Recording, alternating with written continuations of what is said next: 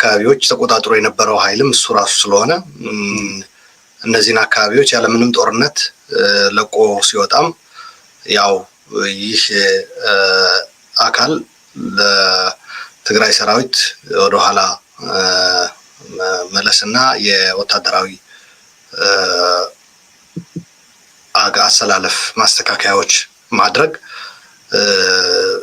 ኃላፊነቱ ያለበት ይህ አካል ስለሆነ በቅድሚያ የምናየው እሱን ነው እና ቀደም ባሉት በውጊያዎች እስከ አዲስ አበባ እንደገለጽከው እስከ ደብረ ብርሃን በደረሱ እንቅስቃሴዎቹ እና በተደጋጋሚ በሚነግረን መረጃዎች እውነት ሆኖ በመገኘት የሚታወቅ ያው የኢትዮጵያ መንግስት የአብይ በተለይ የሚቆጣጠራቸው ሚዲያዎች የሚናገሩት ብዙ ጊዜ ውሸት ሆኖ እየተገኘ በተደጋጋሚ ታይቷል። በትግራይ በኩል የትግራይ ሰራዊት የሚሰጣቸው መግለጫዎች ግን ብዙ ጊዜ ግልጽነት ያላቸው እውነትና እውነት ብቻ መሰረት ያደረጉ ሆነው ነው የተገኙት እና በዚህ ጉዳይም ምንም ሳይሸፋፍን ተቆጣጥሯቸው ከነበሩ አካባቢዎች ቀድሞ እንደሚለቅ ቀድሞ የነገረንም ራሱ የትግራይ ሰራዊትን እየመራ ያለው የትግራይ ወታደራዊ ኮማንድ ነው። ስለዚህ በትክክልም እነዚህ አካባቢዎች ተለቀው የአማራ ኃይሎችና የአብይ ሰራዊት ወደ አካባቢዎቹ እንደገባ ራሱ አብይም ገልጿል። ተለቀዋል ብሎ የተናገረው ቪዲዮ አለ፣ ብዙ ሰው ሊያየው ይችላል። በጣም አብይ ምንም ደስታ አይነበብም ፊቱ ላይ። ተለቀዋል ነው የሚለው ብቻ እንጂ ተቆጣጥረናል ነፃ አውጥተናል አይልም። ሚዲያዎቹ ነፃ ወጥተዋል የሚል ጽሁፍ ከስር አለ ይታያል። ኢቲቪ አይተህ ከሆነ ወይም ፋና። አብይ ራሱ ግን ከአፉ የሚወጣው ንግግር ምንድነው? ተለቀዋል ነው የሚለው። አስቀድሞ ደግሞ በተለያዩ አካላት ቲዲኤፍ ራሱ መግለጫ አውጥቷል። ከዛ ደግሞ የተለያዩ ጦርነቱን በመከታተል መረጃ የሚያቀብል የውጭ ጭምር ቲዲኤፍ ማስተካከያዎች እንዳደረገና ቦታዎችን ለቆ እንደወጣ ነው የሚለው፣ ያ ጦርነት ሳይኖር ማለት ነው። ስለዚህ የትግራይ ወታደራዊ ኮማንድ ያወጣው መግለጫ ትክክለኛነት ያሳያል። ይሄ ሌላ ደግሞ እነዚህን አካባቢዎች ያለ ጦርነት በመልቀቅ በትግራይ ሰራዊት ላይ ጦርነት በመክፈት ሊደርስ የሚችል አደጋ አስቀድሞ የትግራይ ሰራዊት ያው እንግዲህ ወታደራዊ አመራር ማለት ውጊያውን መምራት ብቻ አይደለም። ውጊያውን መምራት ማለት ጀስት መዋጋት ብቻ አይደለም።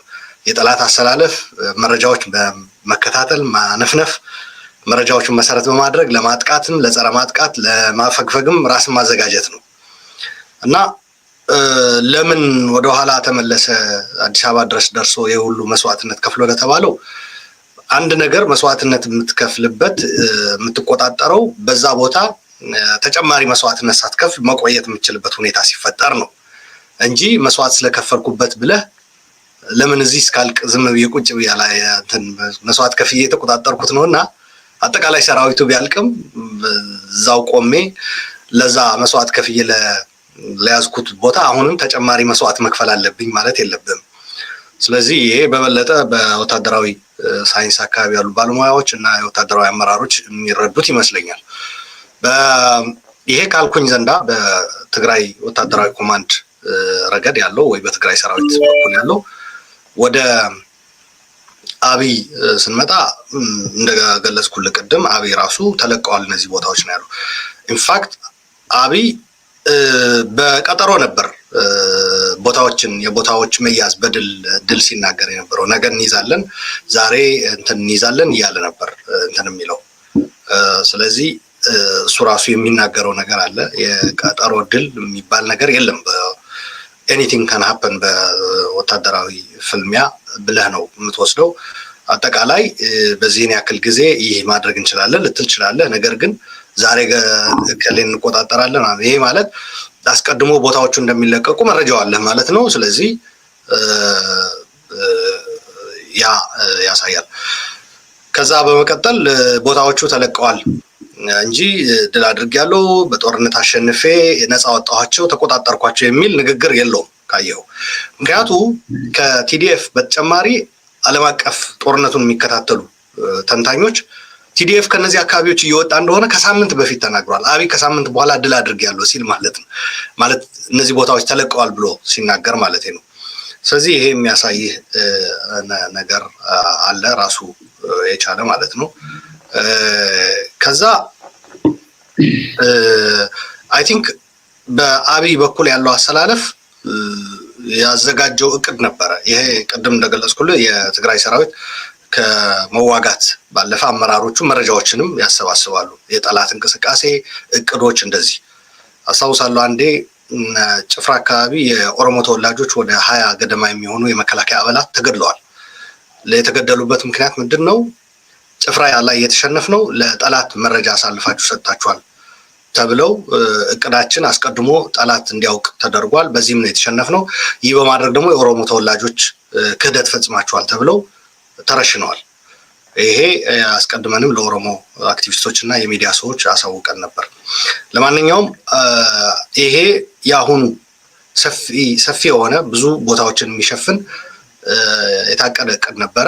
ስለዚህ ቲዲኤፍ ይህንን በመረዳት በተለይ ደግሞ ከፍተኛ ቁጥር ያላቸው ድሮኖች ወደ ውጊያው በማሰማራት የውጭ ቅጥረኛ የሚቆጣጠራቸው በውጭ ኃይሎች የቴክኖሎጂ ድጋፍ የመጡ ማለት ነው። በዩናይትድ አረብ ኤሚራት፣ በቻይና፣ በቱርኪ እነዚያ የተሳተፉበት። ስለዚህ ይሄ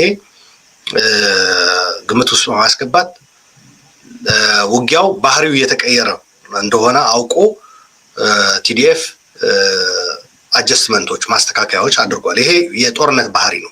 እንደዚህ ማድረግ የጠላት አሰላለፍ አቅም አይተህ አሰላለፍ ላይ ማስተካከያ ማድረግ የአንድ ብስለት የተሞላበት አመራር እንትን ነው። ታስታውስ እንደሆነ ትግራይ ላይ መጀመሪያ ከአንድ ዓመት በፊት ማለት ነው በዚህ ጊዜ አካባቢ እንዲያውም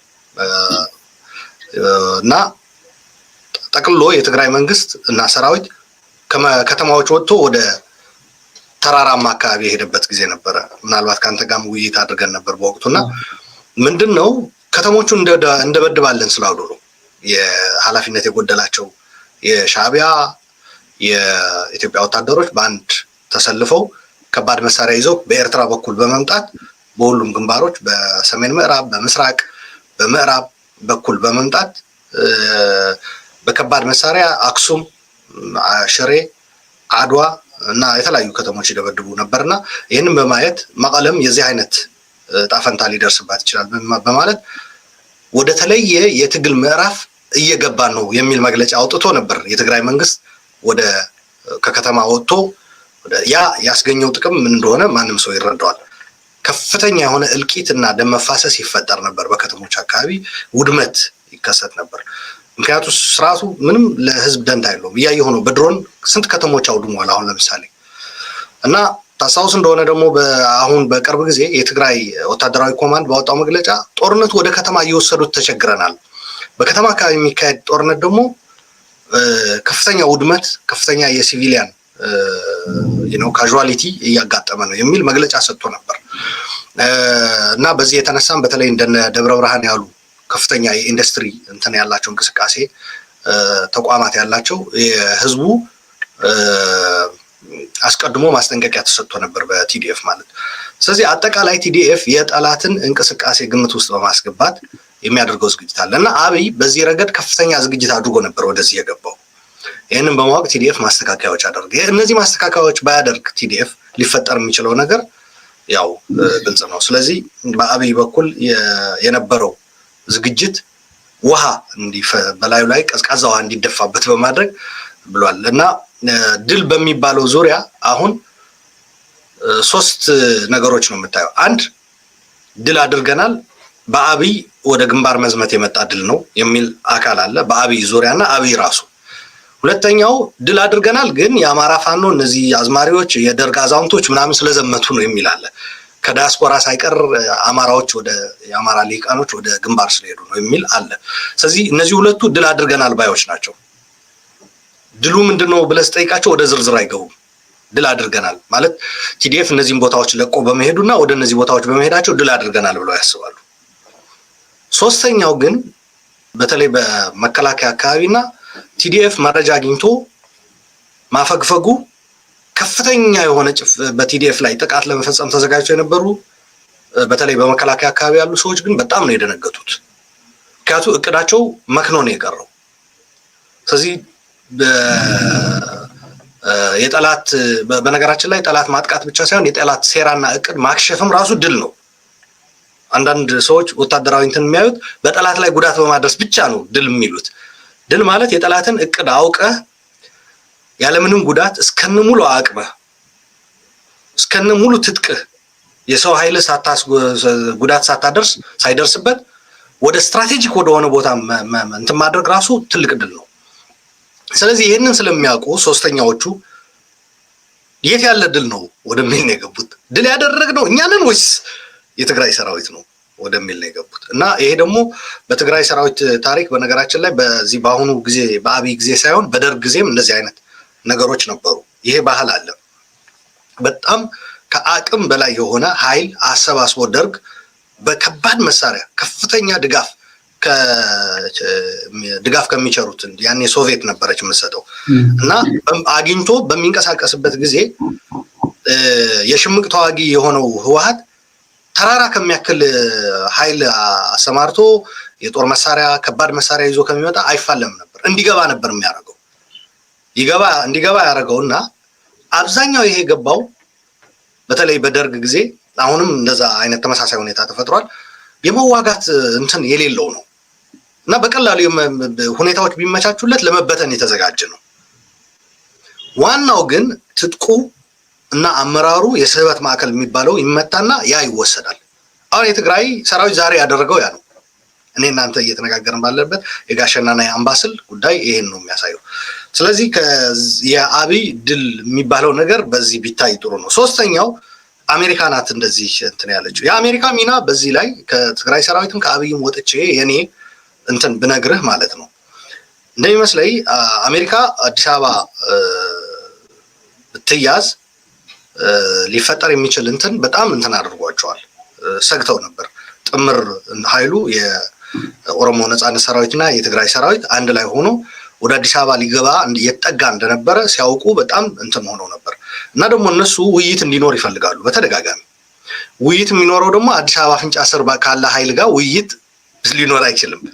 ስለዚህ እነሱ ምናልባት ተጫወቱት የሚባለው ሚና እነዚህ ድሮን ለአብይ አቅራቢ የሆኑ ሀገሮች በተለይ አሜሪካ ባላት የፈርጣማ ክንድ ጫና ልታሳድርባቸው የምትችል ሀገሮች ዝም ብላ በማየት የድሮን እንትን ወደ በገፍ አብይ እንዲያገኝ አድርገዋል። እና አንዳንዶች እንደሚሉት ይሄ በተወሰነ መልኩ ባላንስ ለመፍጠርና ወደ ውይይት አሜሪካውያን አሁን እየመረጡ ያሉት አንድ አሸናፊ ሆኖ የሚወጣበት ወይም ደግሞ በህግ የሚጠየቁበት በወንጀል እና አብይ ሳይሆን ወደ ውይይት የሚመጣበትና በውይይት ጦርነቱ የሚቆምበት መንገድ ነው እየፈለጉ ያሉት። ስለዚህ ከዚህ አንጻር ሲታይ የአሜሪካ ሚና ይሄ ነው። ከዚህ የዘለለ ለዚህ ደግሞ ማስረጃ አለ። ለምሳሌ የአሜሪካ ስራ አስፈጻሚ አካል የሚባለው ኤግዜኪቲቭ ባዲ which is የውጭ ጉዳይ ሚኒስቴር ለምሳሌ እንትን ብሏል። በጄኖሳይድ የአብይን መንግስት እንትን ለማድረግ ለመበየን ጄኖሳይድ ተፈጽሟል ብሎ ለመበየን ህግ አውጪው አካል በሚወያይበት ጊዜ የአስፈጻሚው የውጭ ጉዳይ መስሪያ ቤቱ የአፍሪካ ጉዳዮች ምክትል ሚኒስቴር የሆኑት ቀርበው የዲፕሎማሲ እድል አሟጠን ለመጠቀም ብታቆዩት ብለው ጠይቀዋል። ይሄ የጄኖሳይድ ጉዳይ አቆዩልን የሚል ምክንያቱም እነሱ ጄኖሳይድ ምናምን የሚባል ከተደረሰ ብይን ከሰጡ ያን የሚመጣው ተደራደሩ አይደለም። ታውቃለህ ጄኖሳይድ ተብሎ ዲተርማይን ከተደረገ ጄኖሳይድ ከፈጸመ አካል ና ቁጭ በል አይደለም ያ አካል መጥቶ እሺ ብሎ ቁጭ ሊልልህ አንተ ራስህ ቁጭ በል ራሱ አትለው። ስለዚህ የአሜሪካ ህግ አውጪ አካላት ደምድመዋል ጄኖሳይድ እንደተፈጸመ በትግራይ። እነሱ እንዲያውም ያኔ በጣም ነበር የተከራከሩት የውጭ ጉዳይ መስሪያ ቤቱን። ግን የውጭ ጉዳይ መስሪያ ቤቱ አብይ ወንጀለኛ እንደሆነ ካስቀመጥን ኑ ተደራደሩ የሚባል እድል አይኖርም የሚል ነው። ግን አብይ እንደዚህ አይነት ጎልደን ፓራሹቶች የሚጠቀም መሪ አይደለም። እንደምታውቀው አብይ እያሸነፍኩ ነው ብሎ ባሰበ ቁጥር እስከ ጫፍ አዲስ አበባ ራሱ ሊዋጋ ዝግጁ ነው።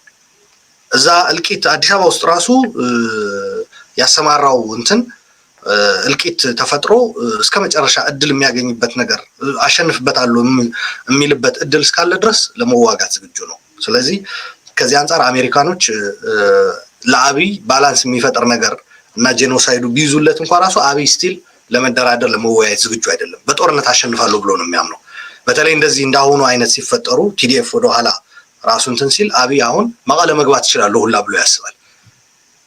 አዲስ አበባ ሊገቡ ደርሰው እና አሜሪካ በጣም በተጨነቁበት ጊዜ አብይ ግን እንደዚህ አይነት እድል ሲፈጠርለት አሁንም ለውይይት አይደለም የሚመጣው። ስለዚህ አሜሪካኖች ያንኑ እድል ማየት አለብን የሚል ነገር ወስደው ስለነበር በአስፈጻሚ አካላቸው እንደዚህ በተለይ አምባሳደር ፌልትማን ከውጭ ካሉ የአብይ ደጋፊዎች ጋር ራሱ እንትን ብለዋል። በተለይ አብይ ደግሞ ትልቁ ወደ ሰላም ላለመግባት ትልቅ ጭንቀት የሚሆንበት የአማራ ሊቃኖች እንትን ነው። ምክንያቱም አብይ መሰረቱ ያጣ ሰው ነው። ሆምለስ ነው። ማረፊያ ያጣችሁ ወፍ እንደሚባለው ከኦሮሞ ተነጥሏል። ከትግራይ ጋር ጄኖሳይድ ውስጥ ገብቷል። ስለዚህ የአልጠግባ የአማራ ልሂቅ ዲማንድ እንትን ማድረግ አለበት። ይሄ እሰርልኝ ታስርለታለህ፣ ግደልልኝ ትገድልለታለህ፣ ርስት አስመልስልኝ ታስመልስለታለህ፣ ህገ መንግስት ይቀየርልኝ። አሁን ሰሞኑ እያሰራቸው ያለ ካያቸው በጦርነቱ ያረኩ ያ ሁሉ ውድመትና ያ ሁሉ ወንጀል ፈጽሞ አብይ አሁንም ይቀርሃል ኦሮሚያን ካላፈረስክልን የሚሉ የራሱ ደጋፊዎች እየለቀመ እያሰረ ነው አሁን።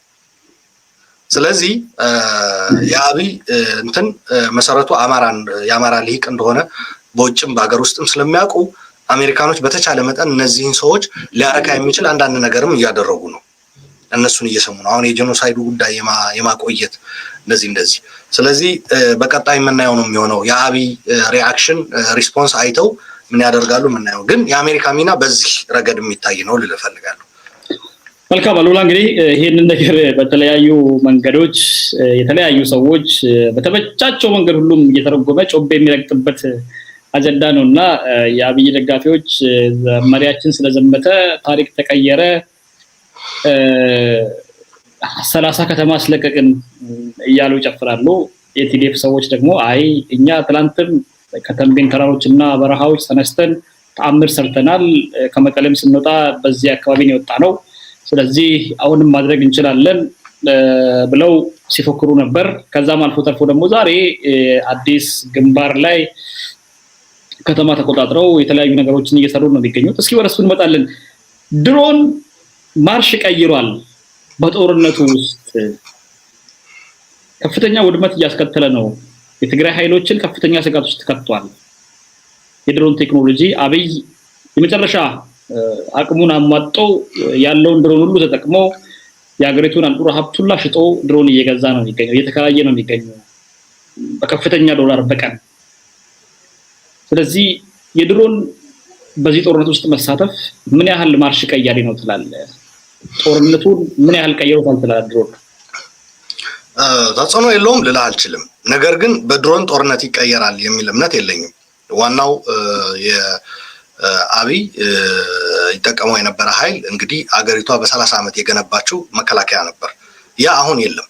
ባለፈው አቶ ጌታቸው ረዳ ከትግራይ ቴሌቪዥን ጋር በትግርኛ ያደረጉት ቃለ ምልልስ ላይ አብዛኛው አሁን እየተዋጋ ያለው በስመ መከላከያ 2014 ተመልምሎ 2-3 ቀን ስልጠና ተሰጥቶት የመጣ ነው። ስለዚህ አብይ ሰራዊት እንደሌለው ነው የሚያሳይ ይሄ።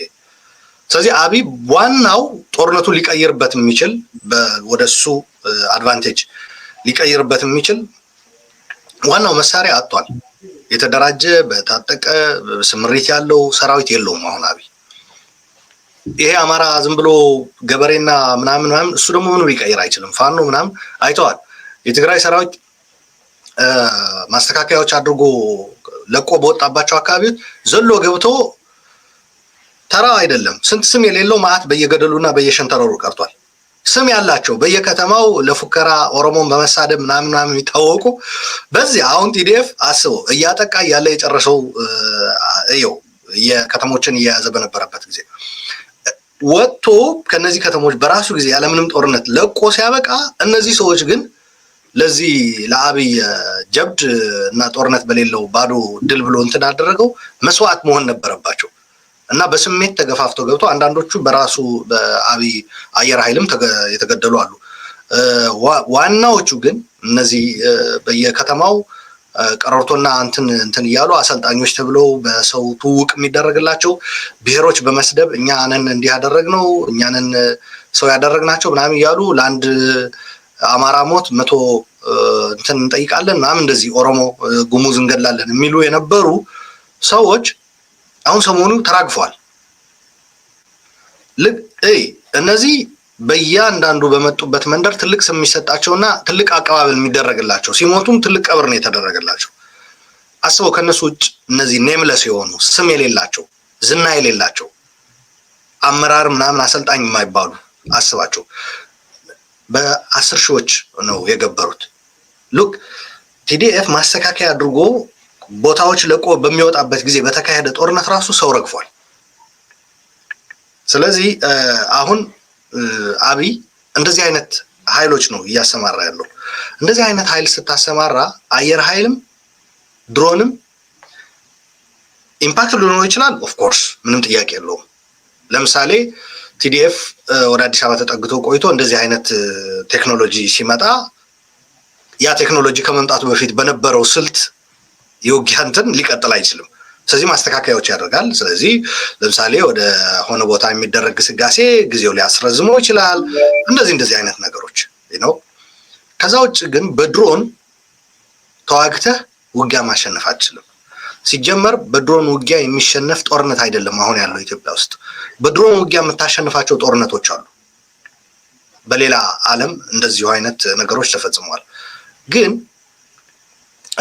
አሁን ያለው ጦርነት በጣም ሜካናይዝድ የሆነ ጦርነት አይደለም። ሜካናይዝድ የሆነው ሙሉ ለሙሉ ኮንቬንሽናል የሆነው ጦርነት በአሁኑ ሰዓት የኢትዮጵያ መከላከያ በፈረሰበት እና በተበታተነበት የሚባል የከባድ መሳሪያ አቅርቦትም ሆነ ያንኑ ተጠቅሞ የሚዋጋ ኃይል በሌለበት ሁኔታ ድሮን ያን ያክል እንትን ይኖረዋል የሚል እንትን የለኝም። ኢቭን ለምሳሌ አሁን በድሮኑ እንበል ቲዲኤፍ ድሮን የለውም፣ ግን ድሮኑ የቲዲኤፍ ቢሆን ለምሳሌ በድሮን ቲዲኤፍ ሊያሸንፍ አይችልም ጦርነት። ሊሆን የሚችለው ምንድን ነው? የተቃራኒ ኃይል አቅም ግን በተወሰነ መልኩ ጫና በመፍጠር አስተዋጽኦ ያደርጋል። ይህንኑ በመረዳት ነው ቲዲኤፍ ይሄ እንዳይጠቀሙ ነው ያደረጋቸው።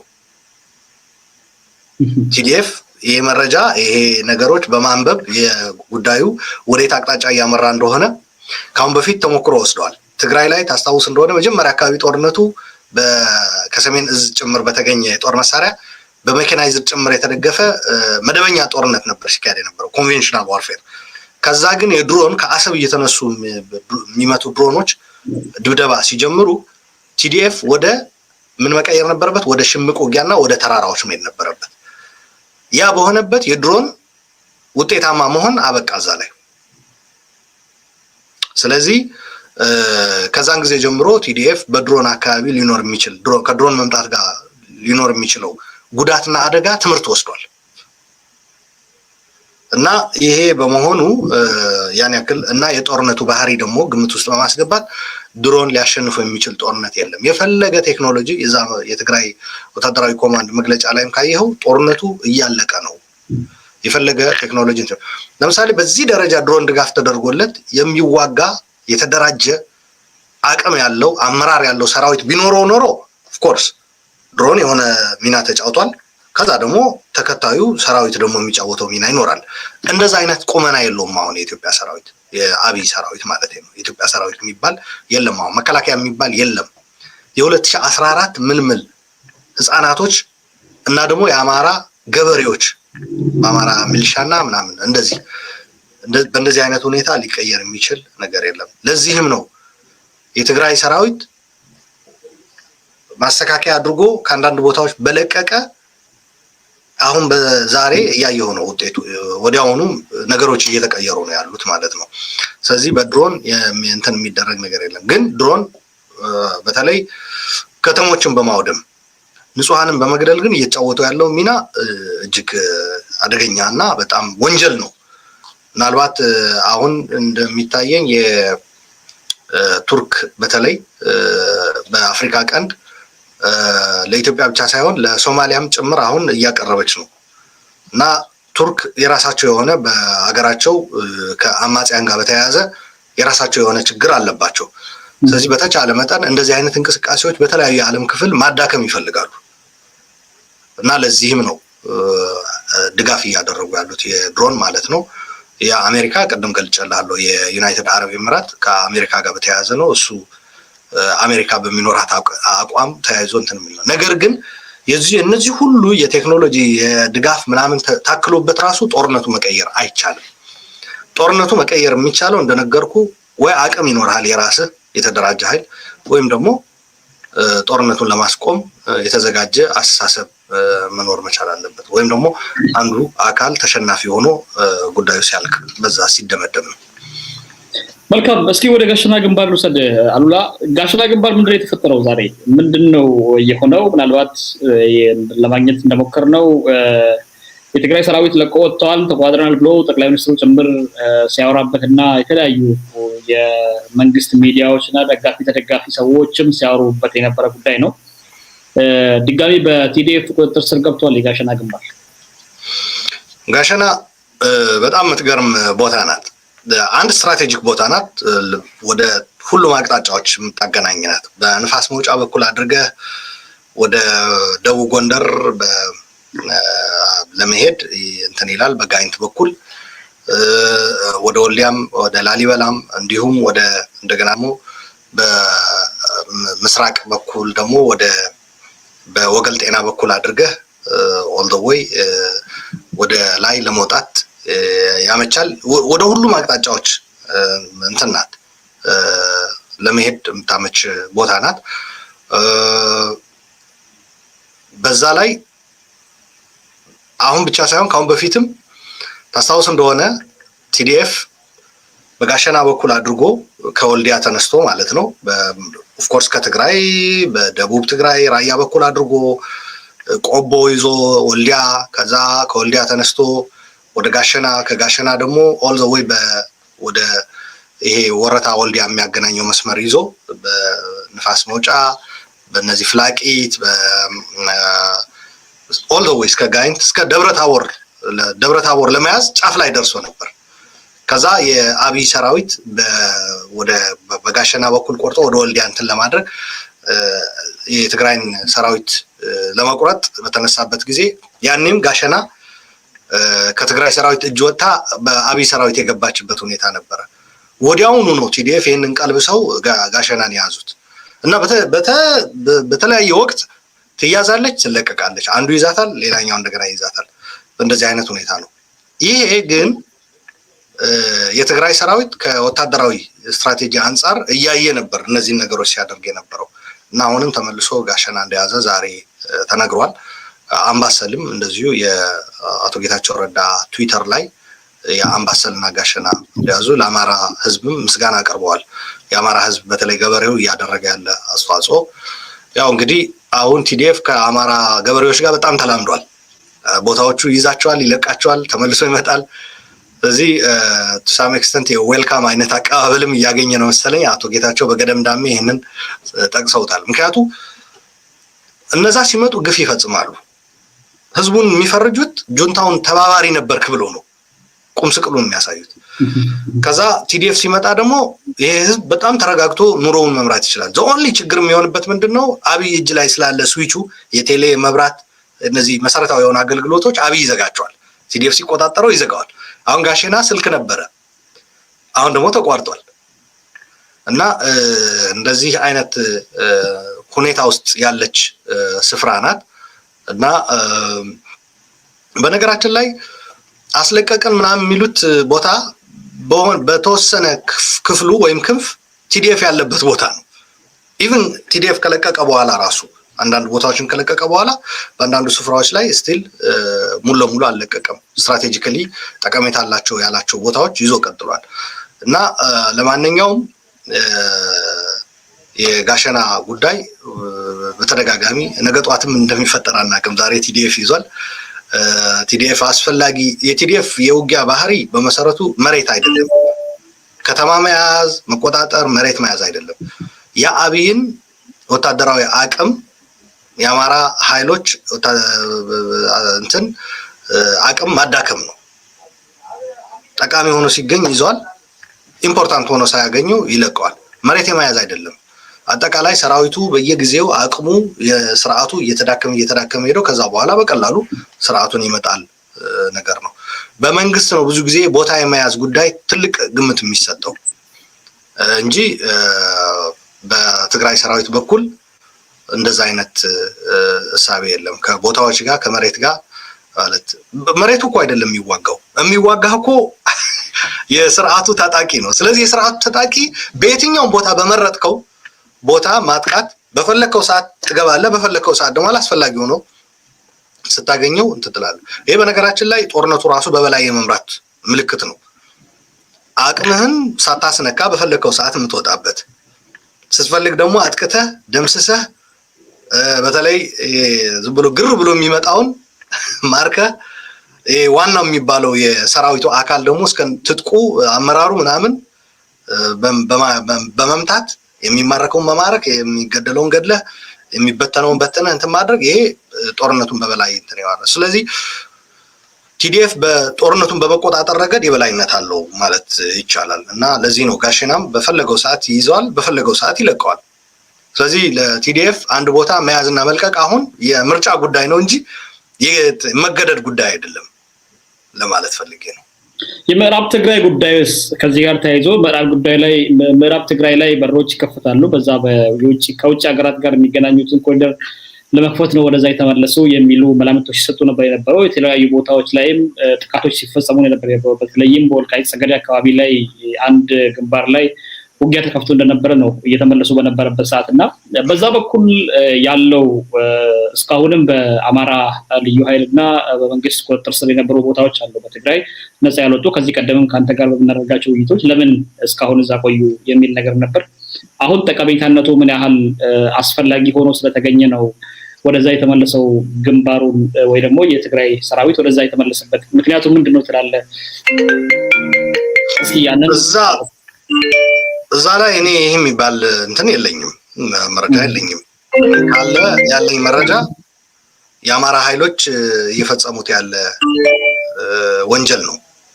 በትግራይ ተወላጆች ላይ አካባቢውን የማጽዳት ከፍተኛ የሆነ ወንጀል የመፈጸም ተግባር እየተካሄደ ነው በዚህ ስፍራ ላይ።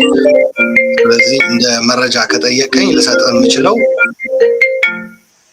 ይሄንን ነው። አይ ቲንክ የሆነ ድምጽ እየገባ ነው። ያ ስልክ ነው። ይቅርታ ገጠም ይችላል። እሺ ስፍራው አካባቢ ያለኝ መረጃ ምንድነው?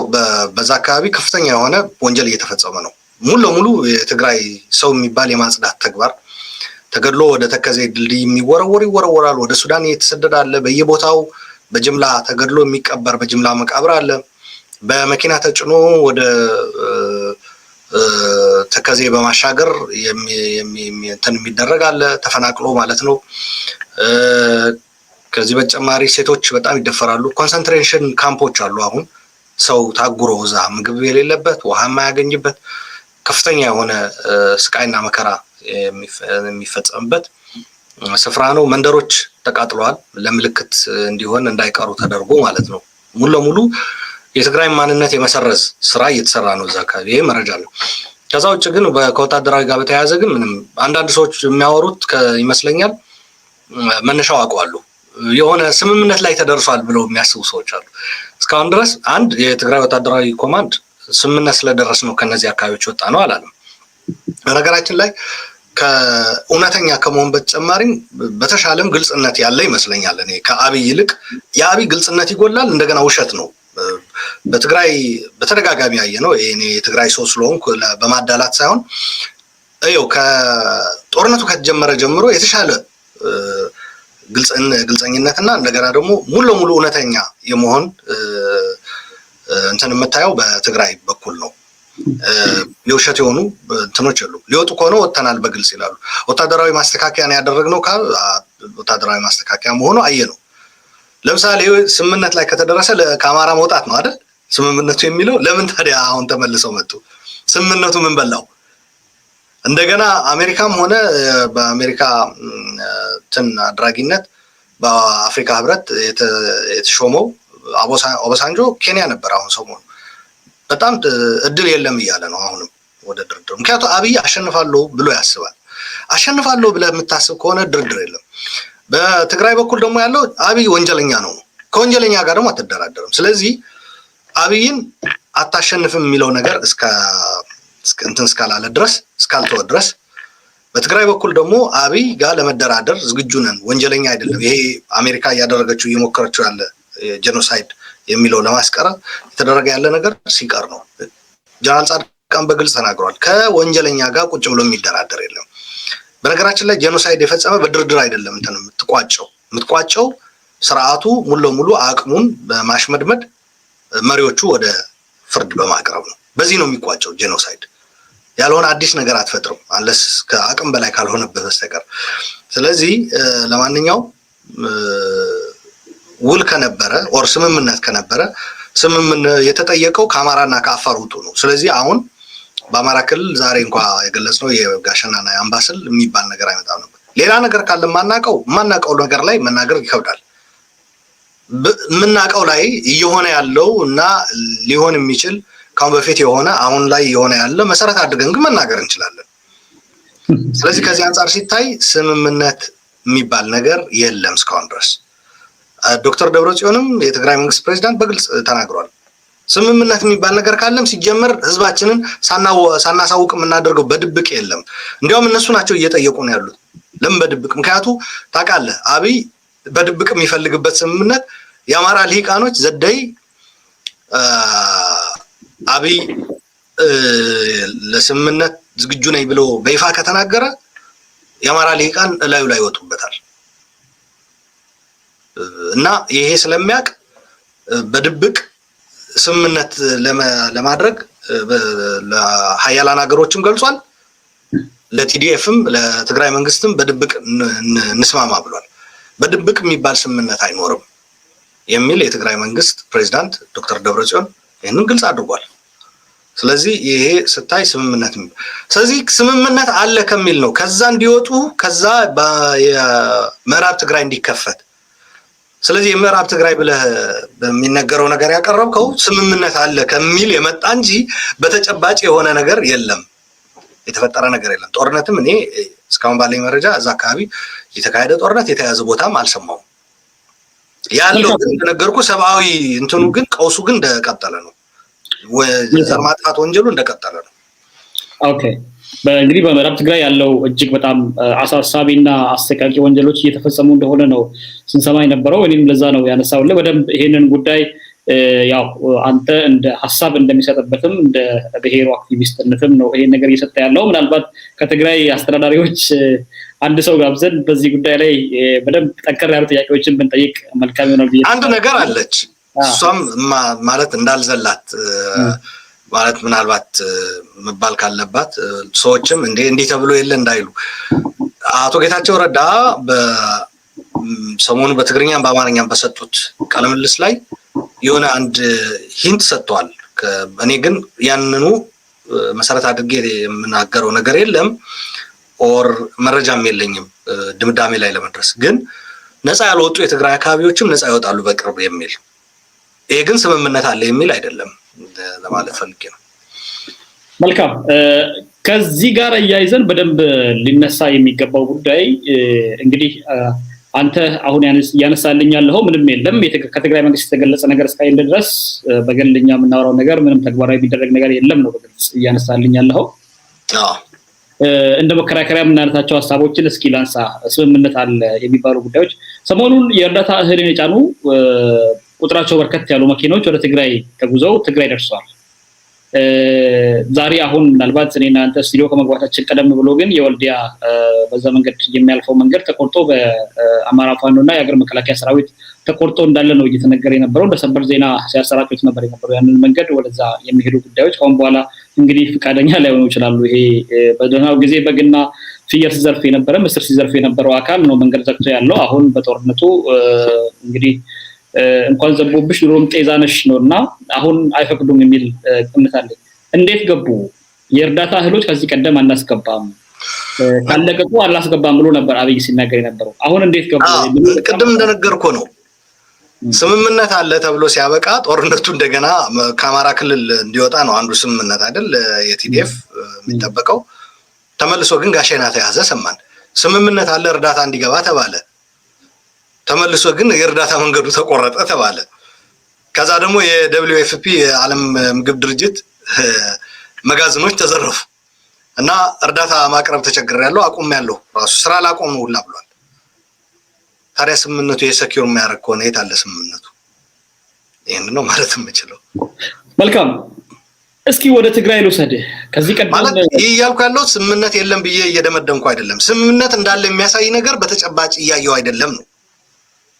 ማላቀው ነገር ካለ ማለት እዛ ላይ በኋላ ነገ ጠዋት መጥቶ ደግሞ አንተ እንዲህ ብለህ አልነበርክም የሚል ተመልካች አንተ እንዳይመጣ ነው።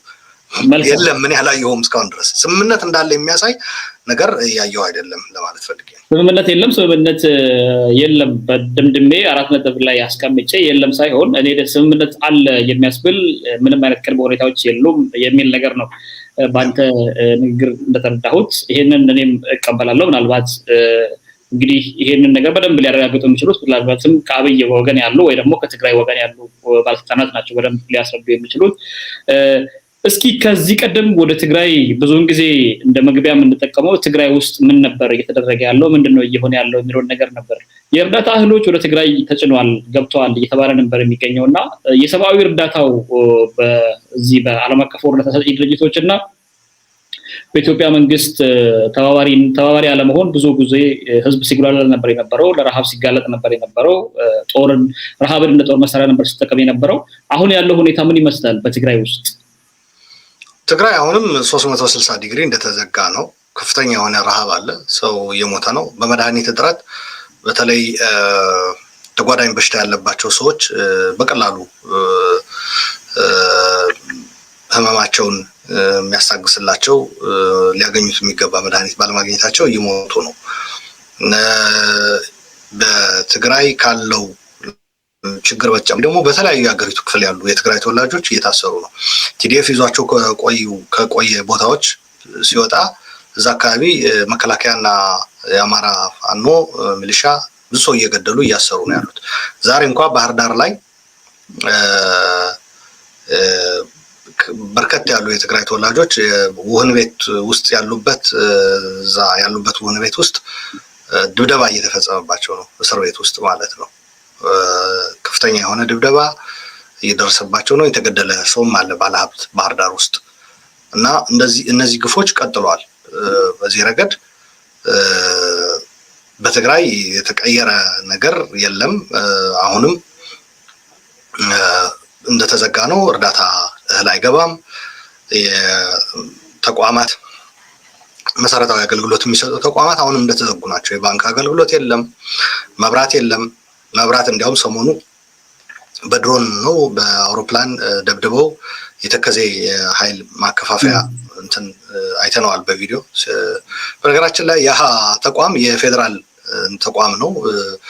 በኢትዮጵያ ብድር እንደ ሀገር በተበደረችው እንትን ያለ ነው እና በኢትዮጵያ መንግስት ነኝ የሚል አካል በብድር ሀገሪቱ ያሰራችውን ተቋም አውድሟል። ይሄ የራሱ የሆነ ችግር ይፈጥራል። በነገራችን ላይ ትግራይ ስለጎደለባት እሱ ለትግራይ የሚቆረቆርና የሚያስብ ስርዓት እንዳልሆነ እናውቃለን። ነገር ግን ለኢትዮጵያ እመራታለሁ ለሚላት ሀገር ኦር አንድ አድርጌ አስቀጥላታለሁ፣ አትፈርስም፣ ትቀጥላለች፣ ኢትዮጵያ ህልውና ማስቀጠል ምናምን እንደዚህ አይነት እንትኖች በኢኮኖሚ አንጻርም ሲታይ ብድር ከማግኘትም አንጻር አደገኛ አካሄዶች ናቸው። የራሱ መሰረተ ልማት የሚያወድም መንግስት ከሆነ ታውቃለህ፣ ብድር ሲሰጥ በግለሰብ ደረጃ እንኳን አንድ እንትን መኪና ለመግዛት በውጭ ዓለም ለምሳሌ ማትጋጭ አደገኛ የሆነ ያነዳድ እንትን ሬከርድ እንደሌለ ምናምን መሆን መቻል አለበት እንጂ ኢንሹራንስ ድርጅቶች ዝም ብለው እንትን አይሰጡም፣ የዋስትና የኢንሹራንስ አገልግሎት አይሰጡም። ምክንያቱ አደገኛ የሆነ ያነዳድ እንትን ካለ ሬከርዶችን የሚያሳዩት በተደጋጋሚ ብዙ ቅጣት ካለ ወይም ፕሪሚየሙ ይጨምራል የምትከፍለው በየወሩ ወይም ደግሞ የማግኘት እድልህም በጣም እንትን ይሆናል እና ኢትዮጵያ የራሷን መሰረተ ልማት የምታወድም ሀገር ናት ሲባል አበዳሪ የሆነ ሀገር ለምንድን ነው ማለት ተገንብቶ አገልግሎት ሰጥቶ በሚገኝ ኢኮኖሚያዊ እድገት ብድሯን ልትከፍል የማትችል ሀገር ለምንድን ነው የምሰጠው? ራሱ የገነባው ሀገር ራሱ የሚያወድመው ከሆነ ማለት እና የራሱን እንትን ተቋማት የሚያወድም መንግስት ነው። እና ይሄ ሁኔታ አለ እና በዚህ ምክንያት እንደምታውቀው ትግራይ ሙሉ ጨለማ ነው አሁን።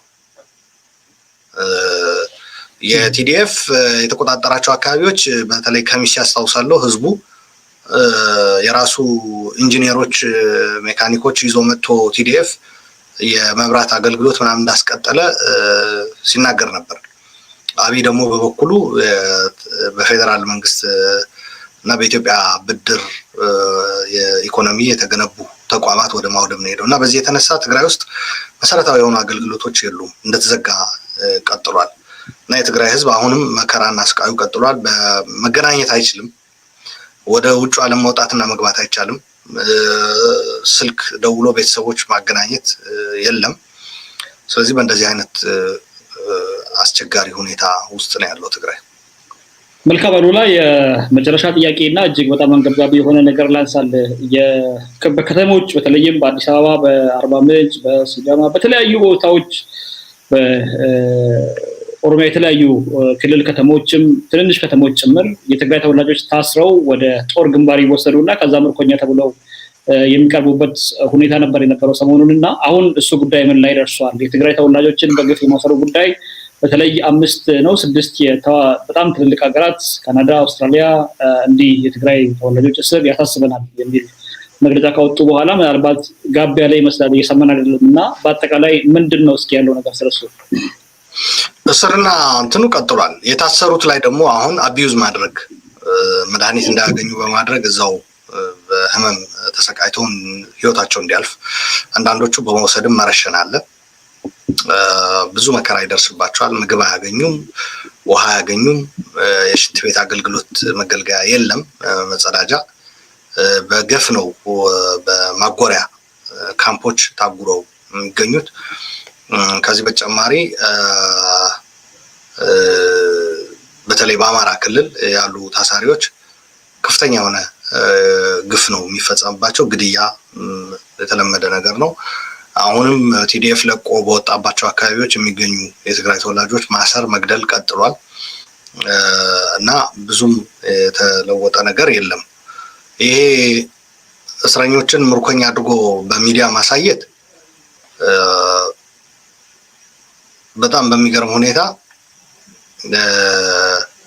መንግስት ብቻ ሳይሆን በመንግስት ዙሪያ ወይም ደግሞ አብይ ይህንን ጦርነት አሸንፎ ይወጣል ብለው የሚያስቡ ከመንግስት ውጭ ያሉ ሚዲያዎች በውጭም በአገር ውስጥም ይህንን እንትን እየተጠቀሙ ነው። ኢቭን አንዳንዶቹ አብይን የሚተቹ ነገር ግን የትግራይ ጥላቻ ያለባቸው እንደነ 360 የተባለው እና ሌሎችም በዋሽንግተን ዲሲ አካባቢ የሚገኙ የሚዲያ ተቋማት ይህንኑ ምስል ከመንግስት ወስደው የትግራይ ተወላጆች እንትን ብለዋል።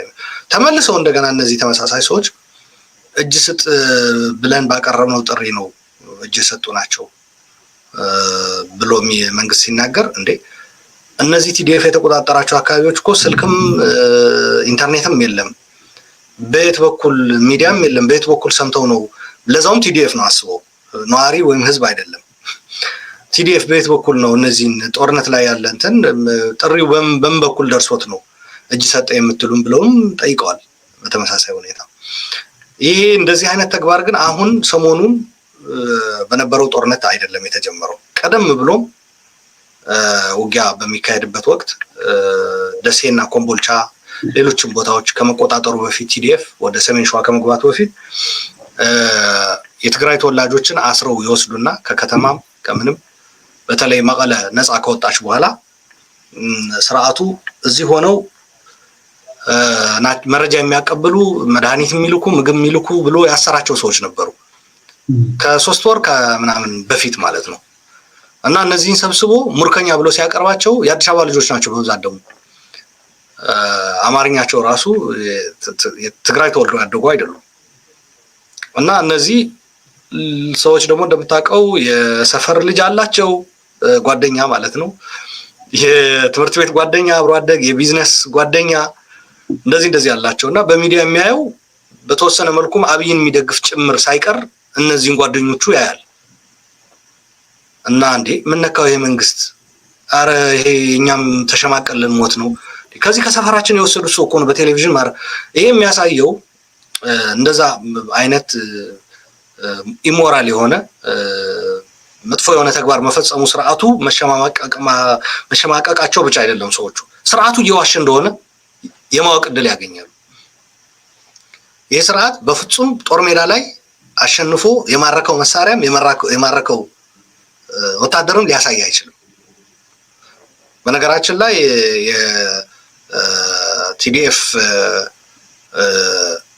አባላት ናችሁ ብሎ በትግራይ የያዛቸው ሰዎች እንኳን ራሱ የሚታወቀው ታውቃለህ ሲገድላቸው ነው። ስለዚህ በስመ ቲዲኤፍ ራሱ ያዝኳቸው ያላቸው በተቆጣጠራቸው አካባቢዎች ትግራይ ውስጥ ሲገባ በተለይ ብዙ ወጣቶች ረሽኗል።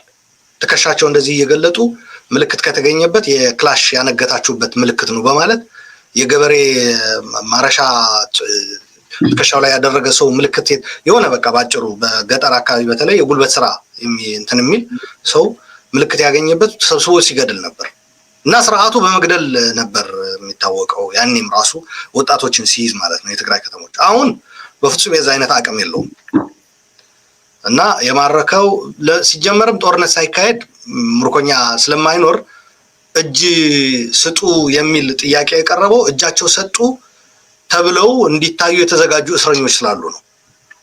ማረኩት ቢል ውጊያ የለም። በየትኛው ማረከው? ውጊያ ሳታካሄድ አትማርከው። ምርኮኛ የሚባል እየተፋለመ ያለ ተሸንፎ የሚማረክ ነው። እጅ ሰጠ ደግሞ ሰረንደር ያደረገ ነው። ላይክ እድል ተቀርቦለት እንዲሁ በገፍ መጥቶ ቲዲኤፍ እንደዛ አድርጎ ብዙዎችን እስከ ኮነሬል ሳይቀር እስከ እንትኑ ገብቷል። አንድ የአማራ የቅማንት ሰው ደግሞ 40 ምናምን ሰው ይዞ እስከነ መሳሪያቸው እጁን ሰጥቷል ታስታውስ እንደሆነ። እና በተመሳሳይ እነዚህ ሰዎች መማረክ ስለማይችሉ በጦር ሜዳ ላይ ያደረጉት ምንድነው? እኛ እናቅ ነበር በየእስር ቤቱ ያለ ትግራዋይ ለዛ እየተዘጋጀ እንደሆነ እና አስቀድመን ደግሞ እንናገራለን። ሁሌ እንዲህ እያሰቡ ነው።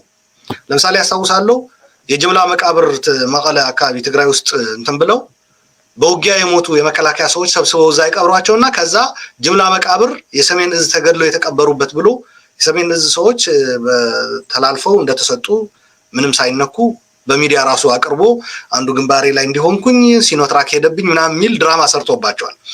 ግን እነዚህ የሰሜን እዝ ለውጭ ፕሮፓጋንዳ ለመጠቀም በሰሜን እዝ ምክንያት ነው ወደዚህ እንትን የገባ ነው የሚለው በኋላ ላይ አብይ የሰሜን እዝ አይደለም መዋቅራዊ ቅራኔ ነው እዚህ ሀገር ጦርነት ውስጥ የከተተን ብሎ ያስተባበለው ማለት ነው። እና እንደዛ አይነት ድራማ ለመስራት በእንግሊዘኛ ሲያቅድ አውቀን አስቀድመን ስናጋልጠው ድራማው አቆሞታል። ይሄም አስቀድመን ስንናገር ነበር። የትግራይ ተወላጆች በየማጎሪያ ያሉ እየወሰዱ ቪዲዮ እየቀረጹ ቃለ መጠይቅ እያደረጉ ከአዲስ አበባ ከተለያዩ እንትን እንዲያውም አንድ ቀልድ አይቼ ነበረ። ቲዲኤፍ የማረካቸው ከካሳጊታ የሚል የአብይ ሙርከኛ የትግራይ ተወላጆች ደግሞ ከካዛንቺስ ይላል። ከከተማ ለቅሞ ነው የወሰዳቸው። አንዳንዶቹ የታሰሩት ቲዲኤፍ ባገኘው ድል ናይት ክለብ ውስጥ ጨፍሮ አገኘናችሁ። አንዳንዱ የታሰረው ትግርኛ ሙዚቃ ከፍ አድርገህ ከፍተሃል መኪና ውስጥ ተብሎ ራሱ መኪና የተያዘበት ጊዜም ነበረ። የሆነ አንድ ሚኒባስ ትግርኛ ሙዚቃ ሲያጫውት ተገኝተው ተሰብስበው ለሀዘን ወይም ለቀብር ሲሄዱ የትግራይ ተወላጅ በህመም ምክንያት ምናምን እንደዚህ ህይወቱ ሲያልፍ ቤተሰብ ምናምን ሲሄድ ሰው ራሱ የአዲስ አበባ ሰው ጁንታዎች ናቸው እነዚህ ብሎ ቀብር ራሱ ለመፈጸም ችግር ውስጥ የሚገባበት ሁኔታ ነው ትግራዋይ የፈጠሩበት። እና እንደዚህ እያፈሱ እየሰበሰቡ ወስደው ያጎሯቸው አውጥተው ነው እጅ ስጡ ባልነው መሰረት ጦርነት ሳይኖር አስበው ራሱ ቲዲኤፍ ቦታዎችን ለቆ በወጣበት እጅ ሰጥተው የሚል ድራማ ተሰራባቸው። ይሄ ድራማ ግን እንደነገርኩ እነዚህ ሰዎች አብዛኞቹ የከተማ ነዋሪዎች ከከተማ የተወሰዱ ስለሆኑ አብሮ አደግ፣ የሰፈር ልጅ፣ የስራ ባልደረባ፣ የትምህርት ቤት ጓደኛ ምናምን ያላቸው ናቸው እና በዛ ሲጋለጥ ነበር። ግን ይሄ እንዳልኩ አጸያፊ ተግባር መፈጸሙ ብቻ ሳይሆን ስርዓቱ ድል እያደረኩ ነው እያለው ያለው ነገር ራሱ በራሱ ስራ በራሱ ፕሮፓጋንዳ እንዲጋለጥ አደረገው። ይሄ ስርዓት ውሸታም ነው የሚለው ተጋለጠ። ምክንያቱም እነዚህ ሰዎች እንደነገርኩ በማህበረሰቡ ውስጥ የነበሩ ሰዎች ናቸው። እነዚህ ሰዎች ለማህበረሰቡ ነው እያቀረብክ ያለው እንጂ ለአሜሪካውያን አይደለም። ለምሳሌ ከአዲስ አበባ የወሰድካቸው የትግራይ ተወላጆች ለአዲስ አበባ ህዝብ ነው ሙርከኛ ብለህ እያቀረብክለት ያለው። ያኔ ሊሆን የሚችለው መልስ ምንድነው? ትሽ ነው የሚሆነው ማለት የማይረባ ስርዓት ተዋግቼ እንዳደረኩ የሚለው የለውም ለካ ምንም ውሸት ነው ግንባር ላይ ያደረኩት የሚል ነገር ነው የሚመጣውና ከዛ አንፃር ቢታይ ጥሩ ነው የሚል እንትን ያለኝ ውሸት መሆኑ መልካም አሉላ እንግዲህ ጠፍተን የተገናኘነው ለስለስ ያለ ውይይት ያደረግነው መረጃዎችን እንደማቀበል ይቆጠርልን ጠንከር ያሉ ውይይቶችን ሰሞኑን እናደርጋለን እንመለሳለን አብረን ለነበረን ቆይታ ከልብ አመሰግናለሁ እኔም አመሰግናለሁ ሀብታሙ መልካም ቀን ውድ መስዋዕታችን አብራችሁን ስለቆያችሁ እናመሰግናለን አብሮኝ የነበረው አሉላ ሰለሞን ነበርኩ እኔ ሀብታሙ ስፋይ ነበርኩኝ ፕሮግራሙን ሳዘጋጅ ነበረው መልካም ቆይታ ጎቱማ ከራፍቴ ከኒ ገብሩማ የነፍጠኛው ሰዓት